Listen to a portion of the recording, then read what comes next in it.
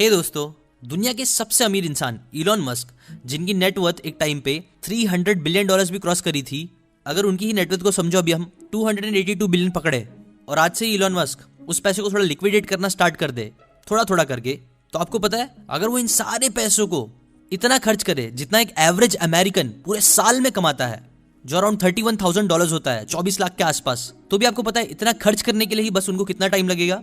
उनको 90,57,912 ईयर्स लगेंगे। ये तो खर्च करने की बात हुई। अगर कमाने की बात करें तो अगर आप किसी तरीके से जितना एवरेज अमेरिकन कमाता है उतना कमाना स्टार्ट कर दो और उसकी 50% इनकम भी सेव करना स्टार्ट कर दो, तो आपको पता है इलॉन मस्क जितनी नेटवर्थ बनाने में आपको कितना टाइम लगेगा? 4.5 मिलियन ईयर्स। देखो, लोग है ना यूजुअली मिलियन और बिलियन के बीच का डिफरेंस समझ नहीं पाते हैं। मिलियन और बिलियन के बीच का डिफरेंस उतना ही है जितना 0 to $999 मिलियन का डिफरेंस होता है। शायद आपको एक थोड़ा कंफ्यूजिंग लगे, बट बात यही है ना कि मिलियन और बिलियन का डिफरेंस बहुत ज्यादा होता है। लोग आजकल बड़े आसानी से बोल देते हैं कि मैं भी एक दिन बिलियनर बनूंगा, बट वो समझते नहीं कि एक्चुअली बिलियन डॉलर्स होते कितना है, बहुत ज्यादा होता है। आप जाके सिर्फ गूगल करके चेक करना तो आपको पता चलेगा कि एक्चुअल में बिलियन डॉलर्स कितना ज्यादा होता है मिलियन के कंपैरिजन में, जो कि बहुत सारे लोगों के लिए बनना नियरली इम्पॉसिबल है।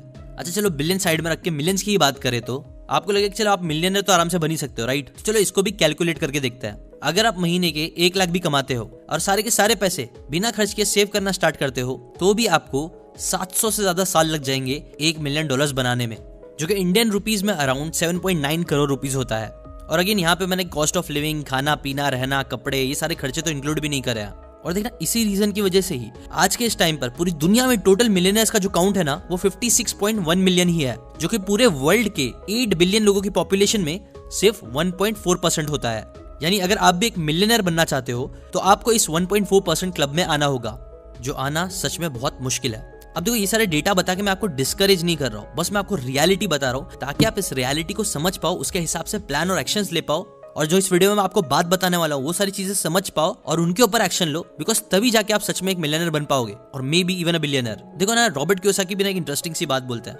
वो बोलते हैं देखो, रिच होना एक तरफ और दूसरी तरफ वेल्दी होना, ये दोनों काफी डिफरेंट चीज होती है। कई बार लोग बस रिच बनने पे फोकस करते हैं, जबकि आपको बनना चाहिए वेल्दी। और वेल्थ को आप डिफाइन कर सकते हो कहीं ना कहीं टाइम से। जैसे कि फॉर एग्जाम्पल अगर इलॉन मस्क की बात करें हम, तो उनके पास इतने पैसे हैं कि वो अपनी पूरी जिंदगी बिना काम करे, बिना कुछ करे भी आराम से बिता सकते हैं।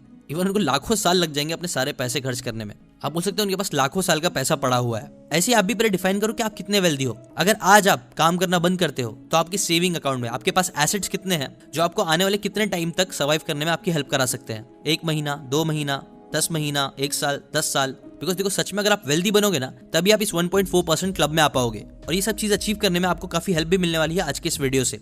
ऑथर थॉमस जे स्टैनली भी आप बोल सकते हो काफी इंटरेस्टेड थे ये जानने में कि कुछ लोग ही क्यों इतने मिलियनर और बिलियनर बन पाते हैं, क्या ऐसी बातें होती है जो उनको मिलियनर बिलियनर बनाती है। तो ये चीज करने के लिए उन्होंने क्या किया, वो है ना सभी अमीर लोगों के पास जाने लगे, उनके इंटरव्यूज लेने जाने लगे सभी मिलियनर्स के। नाउ यूजुअली जो मिलियनर्स दिख के आते हैं वो कहाँ दिख के आते हैं? यूजुअली वो लोग पॉश एरियाज में रहते हैं, जहाँ महंगे महंगे घर होते हैं, ये सारी चीजें। तो जब वो इंटरव्यू लेने वहां पहुंचे ना, वहां गए ना, उन्होंने अलग अलग लोगों के इंटरव्यू लिए, तब उन्हें बहुत इंटरेस्टिंग सी बात समझ में आई। उन्हें समझ में आया ना कि हाँ, कुछ लोग थे जो सच में काफी अमीर थे, लेकिन उनमें से बहुत सारे लोग थे जो दिखने में तो रिच थे, उनके घर बहुत महंगे महंगे थे, उनका रेंट बहुत ज्यादा था, उनकी गाड़ियां बड़ी महंगी महंगी लीज पे ली हुई थी। मतलब वो लोग कहीं ना कहीं रिच तो जरूर थे, बट जब बात वेल्थ की आती थी ना, तो वो लोग काफी पुअर थे। वो लोग के पास ज्यादा पैसे नहीं थे कि वो लोग यही लाइफस्टाइल कई सालों तक सर्वाइव कर पाए। इसके अपोजिट जब उन्हें कुछ डेटा मिला और फिर वो जब ऐसे लोगों के पास गए जो सच में मिलियनर्स थे, तब उनसे जब वो मिलने गए, तब उनको दिखा कि जो मिलियनर्स थे ना, जिनके पास एक्चुअल में वेल्थ थी, वो लोग एकदम आम से नॉर्मल घर में रहते थे, नॉर्मल सोसाइटी में रहते थे।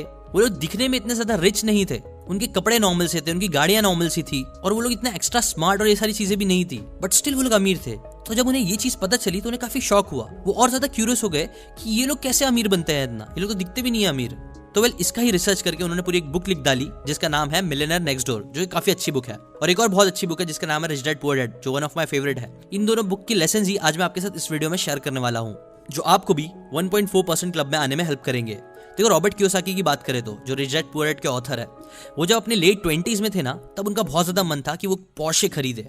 वो अपनी जॉब से बहुत अच्छा अर्न कर रहे थे। तब रॉबर्ट कियोसाकी ज़ेरॉक्स कंपनी में काम कर रहे थे, और एज अ सेल्समैन वो बहुत अच्छा कर रहे थे, अच्छा खासा अर्न कर रहे थे। वो अपनी सेल्स कमीशन से ही इतने कमा लेते थे कि वो पोर्शे कार की मंथली पेमेंट आराम से कर सकते थे।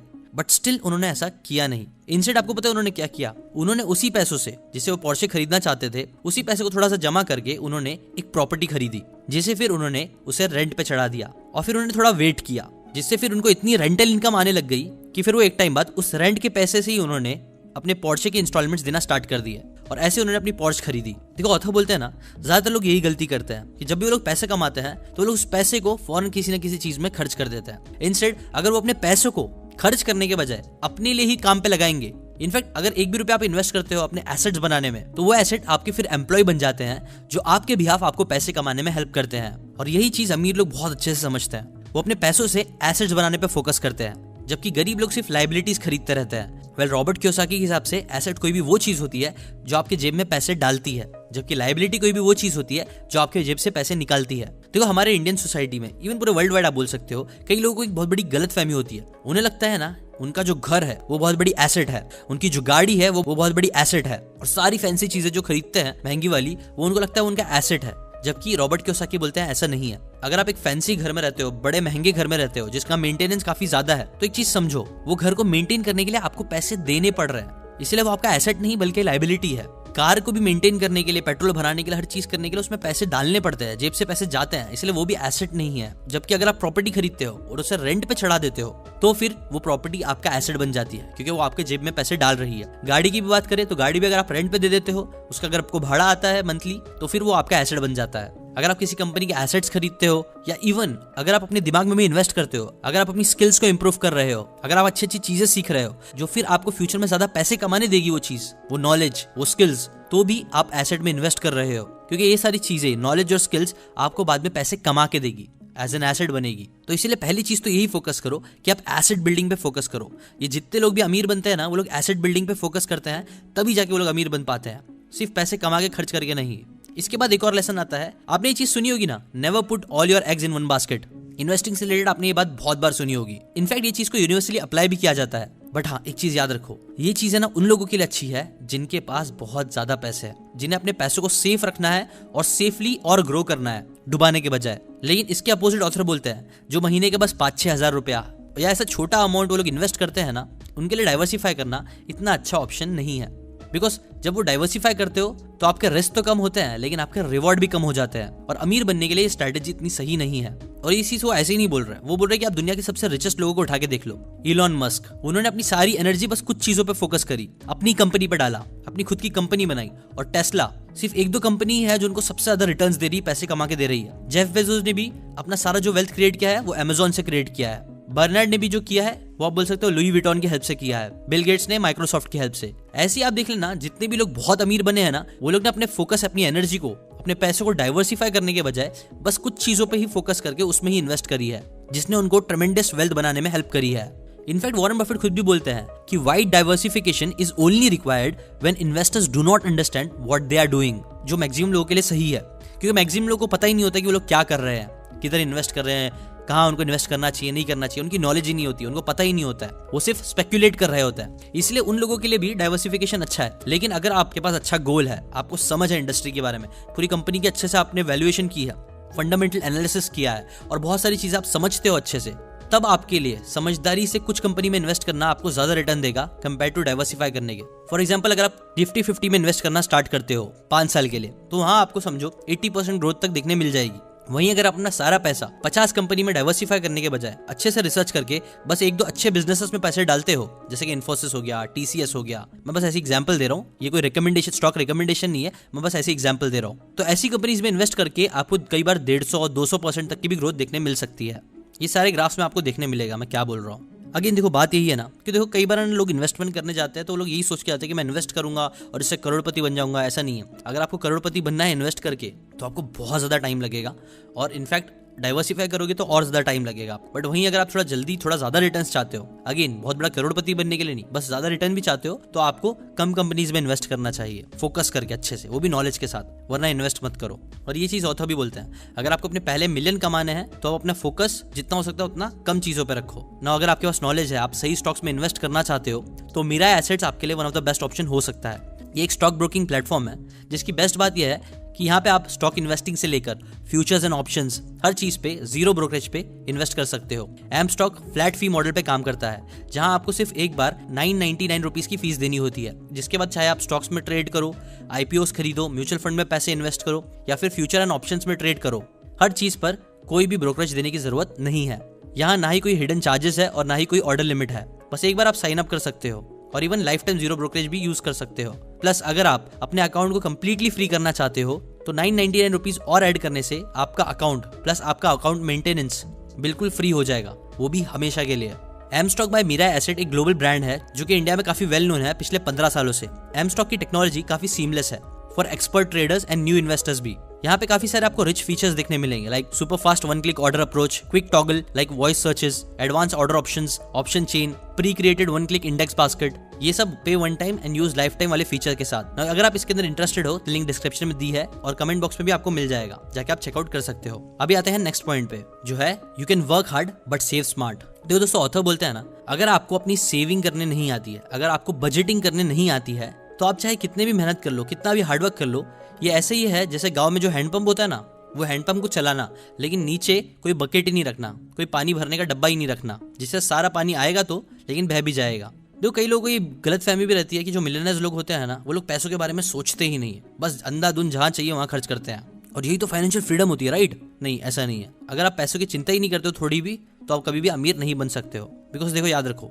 अमीर बनना मुश्किल चीज़ है, बट अमीर बने रहना उससे ज़्यादा मुश्किल चीज़ है। क्योंकि कई बार है ना, जो पैसे आते हैं वो अपने हाथ में टिका पाना और ज़्यादा मुश्किल हो जाता है। बड़े बड़े ब्रांड्स ऐसी मार्केटिंग करते हैं जो आपके डिसीजन को इन्फ्लुएंस कर देते हैं और आप उन्हें खरीदते रहते हो। हर कोई आपके पैसे के पीछे पड़ा रहता है जब आप अमीर बनते हो। इसलिए बहुत ज़रूरी है कि आपको सेविंग और बजटिंग भी है, और ये करने के लिए अभी आपको मैं कुछ तरीके बताता हूँ। जैसे कि first, set long term and short term financial goals. एक महीने से स्टार्ट करो कि आप इस महीने में एटलीस्ट 20% इनकम को सेव करोगे, या फिर इस इनकम से जो भी डेट है आपके पास उसको चुका दोगे। आप अपनी इनकम के बेसिस पर मंथली और ईयरली रियलिस्टिक गोल सेट करो। ये चीज आपको ऑटोमेटिकली मोटिवेट करेगी फाइनेंशियली फ्री बनने में। फिर नेक्स्ट स्टेप, ये चेक करो कि आपकी जो बेसिक नीड्स है, रोटी कपड़ा मकान बाकी सारी चीजें, उसमें आपके ईयरली कितने खर्चे होते हैं। फिर नेक्स्ट स्टेप, अपना एक एनुअल और मंथली बजट बनाओ और उसे एकदम स्ट्रिक्टली फॉलो करो। और फिर लास्ट, बाकी बचा हुआ जितना भी पैसा आपके पास आता है उसे आप एसेट बिल्डिंग में इन्वेस्ट करो। हाँ, इस चीज में आपको टाइम तो लगेगा, लेकिन एक बार आपके एसेट्स बनना स्टार्ट हो गए तो वो कंपाउंडिंग इफेक्ट होके आपको काफी ज्यादा पैसे देंगे डाउन द लाइन। अब आते हैं नेक्स्ट लेसन पे, जो है मेंटेन पैसिव इनकम।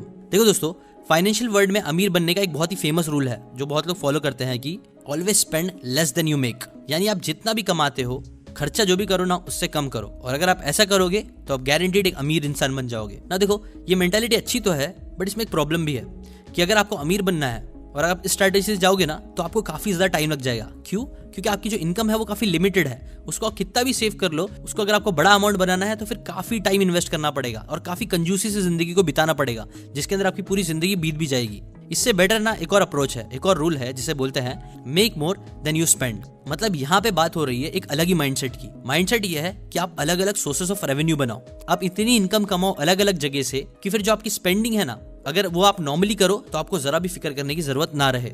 और ये चीज मैं कहीं ना कहीं देखो खुद करता हूँ। देखो, मैं ऐसा नहीं हूँ कि मैं बहुत ज्यादा स्पेंड करता हूँ, बहुत अलग अलग चीजों पे स्पेंड करता हूँ, लेकिन ऐसा भी नहीं कि मैं बहुत कंजूस हूँ और मैं किसी चीज पे स्पेंड ही नहीं करता। खाना पीना घूमना फिरना, ये सब चीज पे मैं जब मेरा मन करता है तब मैं स्पेंड करता हूँ। और ये सब मैं कर पाता हूँ बिकॉज मेरे पास अलग अलग सोर्स ऑफ रेवेन्यू है। तो ऐसे अगर आप भी मल्टीपल सोर्स ऑफ रेवेन्यू बनाओगे, पैसिव इनकम के सोर्सेस बनाओगे ना, तो ये चीज आपको एक्चुअल में फाइनेंशियल फ्रीडम अचीव करने में बहुत हेल्प करेगी। ज्यादातर लोग देखो जिंदगी में यही गलती करते हैं ना कि वो लोग बस एक सोर्स ऑफ इनकम में पूरी तरीके से डिपेंडेंट रहते हैं, जो उनको हमेशा प्रेशर में रखता है। उनको कभी भी फ्रीडम अचीव करने नहीं देता है। वो कहीं जा नहीं सकते, कुछ कर नहीं सकते, बिकॉज वो एक सोर्सेज ऑफ रेवेन्यू पे पूरे डिपेंडेंट है, जिसकी वजह से उनको कभी फ्रीडम नहीं मिलती है। वो कुछ कर नहीं सकते हैं, छुट्टियां नहीं ले सकते हैं, ज्यादा टाइम तक कहीं जा नहीं सकते हैं, बिकॉज उनकी जो सोर्स ऑफ रेवेन्यू है वो बस एक है। बट वहीं अगर उनकी मल्टीपल सोर्स ऑफ रेवेन्यू आएगी तो कई बार वो फ्रीली अपनी जिंदगी को जी सकते हैं। अब इसके लिए ऑब्वियसली ये चीज करना एकदम हलवा भी नहीं है, लेकिन इतना ज्यादा मुश्किल भी नहीं है। आज के टाइम पे, इंटरनेट के टाइम पे आप बोल सकते हो ना, ऐसे कई सारे ऑप्शंस है, ऐसे कई सारी चीजें हैं जो आप सीख के कर सकते हो और अपनी रेवेन्यूज बढ़ा सकते हो अलग अलग तरीके से। मेरा जो जीशान शेख चैनल है उसके अंदर कहीं ना कहीं मैं ये सारी चीजें ही बताता रहता हूँ, कैसे आप ऑनलाइन पैसे अलग अलग तरीके से कमा सकते हो, कैसे लोग कमा रहे हैं आज करेंटली, छोटे छोटे बच्चे से लेकर बड़े बड़े लोग तक कैसे ऑनलाइन अलग अलग सोर्सेज ऑफ रेवेन्यू बना रहे हैं, उससे कमा रहे हैं। वो सारी चीजें मैं बताता रहता हूँ और मैंने आपको भी इस चैनल पे भी कई बार बताया है। तो आप ऐसे सारी चीजों को सीखो और साइड बाय साइड कुछ ना कुछ करना स्टार्ट करो, एटलीस्ट ऑनलाइन करना स्टार्ट करो, बिकॉज वो चीज सबसे आप बोल सकते हो कंपैरेटिवली काफी ईजी है, जो हाँ आप कर सकते हो क्योंकि लोग कर रहे हैं। ये चीज भी आपको सोर्सेस ऑफ रेवेन्यू बढ़ाने में हेल्प करेगी, जो फिर आपको अमीर भी बनाएगी और फाइनेंशियल फ्रीडम अचीव करने में भी हेल्प करेगी। ये थे वो 4 लेसन जो मेरे हिसाब से आपको फॉलो करना पड़ेगा अगर आप अमीर बनना चाहते हो, बिकॉज यही करना स्मार्ट वर्क है। सिर्फ हार्ड वर्क करते रहोगे तो कितना भी टाइम लगा लो, सालों साल लगा लो, आप इलॉन मस्क जैसे अमीर कभी नहीं बन सकते हो। लेकिन हाँ, आपको ऐसा स्मार्ट वर्क करना पड़ेगा। फर्स्ट लेसन, आपको एसेट बिल्डिंग पे फोकस करना पड़ेगा। सेकंड लेसन, आपको ज्यादा फोकस करना पड़ेगा कुछ चीजों पे, डाइवर्सिफाई वाली मेंटालिटी के बजाय। जब आप अमीर बन जाओगे तब वो डाइवर्सिफाई यूज करना, बट अभी के लिए आप फोकस नैरो रखो, कुछ चीजों पे ही फोकस करो। फिर आप हार्डवर्क तो करो, लेकिन उसके साथ स्मार्टली सेव करना भी सीखो, वो चीज आपको हेल्प करेगी। और फिर उससे ही कनेक्टेड एक और चीज है कि आप मल्टीपल सोर्सेज ऑफ रेवेन्यू बनाओ, पैसिव इनकम के सोर्सेज बनाओ, जो आपको फाइनेंशियली फ्री होने में हेल्प करे, एक फ्री लाइफ जीने में हेल्प करे। और लास्ट 5वां लेसन मैं चाहता हूं कि आप कमेंट करके बताओ कि आपको क्या लगता है, आपको 1.4% क्लब में आने के लिए क्या क्या चीज को फॉलो करना जरूरी है। कमेंट करके जरूर बताना। अभी के लिए बस इतना ही। अगर आप एमस्टॉक में इंटरेस्टेड हो तो उसकी लिंक डिस्क्रिप्शन और कमेंट में दी हुई है। और अगर आप ऐसी बुक की समरी फ्री में लेते रहना चाहते हो, फ्री में बुक की बातें सीखते रहना चाहते हो, अपनी लाइफ को इंप्रूव करना चाहते हो, तो चैनल को सब्सक्राइब करके बेल आइकन जरूर दबाना। मैं आपके लिए ऐसी इंटरेस्टिंग वीडियोस लेके आता रहूंगा। अभी के लिए बस इतना ही। Thanks for watching.